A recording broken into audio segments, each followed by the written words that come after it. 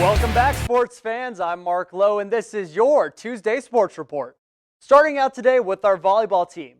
Their road trip continued this last weekend, and there was some cause for concern. The first matchup on Friday against Missouri Southern went as well as it could get, with the Lady Broncos continuing their win streak with a dominant win over the Lions 3-0. The win over Missouri Southern put the win streak at 9 for the Chos as they headed to Warrensburg, Missouri to take on the Jennies. Unfortunately for our Lady Broncos, history repeated itself in Warrensburg. The Jennies took down the Chos 3-0 in the match. And now, to be fair, this was a quick turnaround for the Lady Broncos with less than 24 hours rest between the matchups and a 3-hour drive between them. Regardless, the Lady Broncos lost, but they still have 4 more matches before the season comes to a close. The first of those is again on the road at Topeka, Kansas to take on Washburn this Friday. The Lady Broncos also stay ranked at 17 following the loss to Central Missouri this weekend, but as the season starts to wind down, expect them to make a climb up. Onto the mat, our national champion wrestling team is back this week, but before they get started, they received their hard-earned rewards. The team hosted the Bronze and Blue Intra-Squad scrimmage on Sunday to showcase the team ahead of the season. They also hoisted up their national championship banner into the rafters and, of course, received their gorgeous defending championship rings. They're headed into the season ranked 3rd in the NCAA, but are the favorites to win the MIAA. They hit the mat tomorrow to start their season in Little Rock against Ouachita Baptist. Be sure to come to a match or two this season as the Chos look to make another run at another national title. Keeping things in the field house is officially opening week for our basketball team. They are on the road to open the season to compete in the Small College Basketball Hall of Fame Classic in Florida. They open the season against Mercyhurst on Saturday at 2:30 Central Standard Time. The Broncos' first 4 games of the season are all on the road, with their home opener against Southwestern Christian set for November 19th. The Broncos look to make another deep run this season with their eyes set on the Natty. On to the football field. A legendary Dallas Cowboys player was inducted into the franchise's Ring of Honor.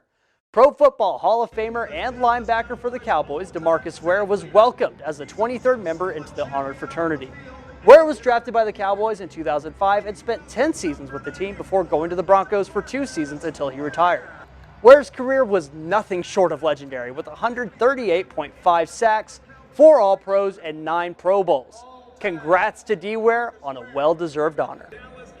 Today is Halloween, but it's also the trade deadline in the NFL, and some teams are starting to look scary. The deadline was at 3 this afternoon, and the last 2 hours have been full of players moving.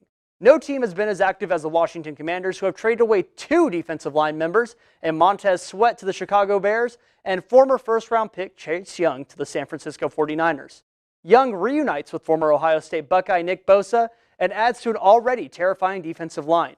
After quarterback Kirk Cousins tore his his Achilles on Sunday, the Vikings have been on the hunt for a quarterback and found one in Arizona Cardinals quarterback Josh Dobbs.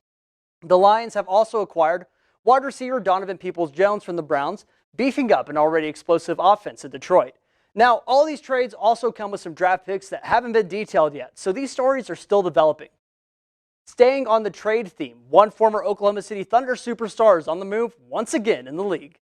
The Philadelphia Sixers are sending James Harden, PJ Tucker, and Philip Petrusev to the Clippers, while the Sixers get Marcus Morris, Robert Covington, Nicholas Batum, KJ Martin, and multiple draft picks. This trade reunites Harden with a familiar face in former Thunder point guard Russell Westbrook and gets introduced to 2 more superstars, Kawhi Leonard and Paul George. The Clippers now have 4 big names to their roster with the addition of Harden and are settling into place to make a run at their first NBA title in franchise history. Keeping it on the court, the Thunder were back in action last night against the Detroit Pistons at home, and they put themselves back on track. The Thunder brought the Halloween frights early to the Pistons, taking them down 124-112 on All Hallows Eve.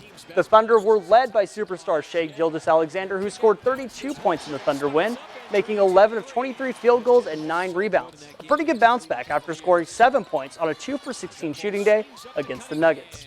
Josh Giddey scored 21 points, 17 of which were in the second half. The Thunder shot 53% from the field in their first home win of the season and look to continue that momentum tomorrow against the Pelicans. CJ, Miracle, what are your guys' thoughts on the Thunder so far this season? They're looking pretty good, but still have some issues to figure out. Yeah, I think the Thunder, they look really good this year. I think they have a really complete team, a really young core of guys that I think they have a really good chance to make it pretty far this season. Absolutely. I think Sam Presti knew what he was doing when he was picking out the players. I think we were a little confused at first, at least I was. But I think they're looking pretty good. I'm excited to see what the season has in store.